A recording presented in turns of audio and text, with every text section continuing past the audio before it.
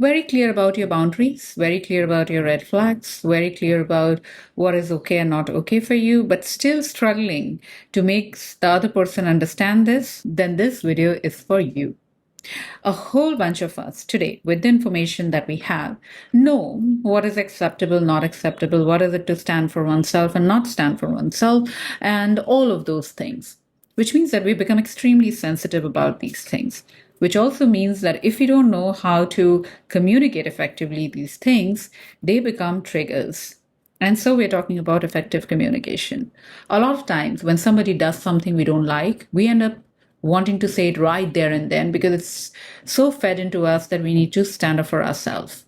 Standing up for ourselves doesn't mean that we have to point a finger, shout right there, and then stop the other person there and then. I'm not talking about extreme cases of domestic violence. I'm talking about the day-to-day things here. Because in the moment when we say, oh, see, this is what you always do. I hate this about you. I don't know, why do you do this? The person in front of us goes on a defensive, and the line of communication breaks right there because they are no longer listening. All they are doing is to either defend themselves or deny it.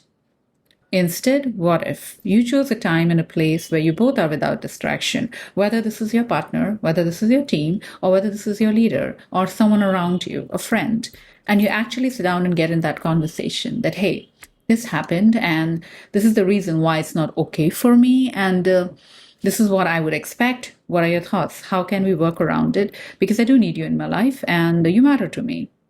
The whole narrative changes because now suddenly together, both of you are working towards making something happen. Share this with someone who needs this because it's not just about knowing what your boundaries are.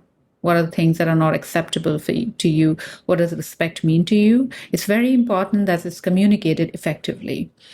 Otherwise, when it's not, you could lose a real good person in your life just because you were not able to say the things at the right time in the right way. And it's also important to know who needs to stay in your life and who you could probably move away from.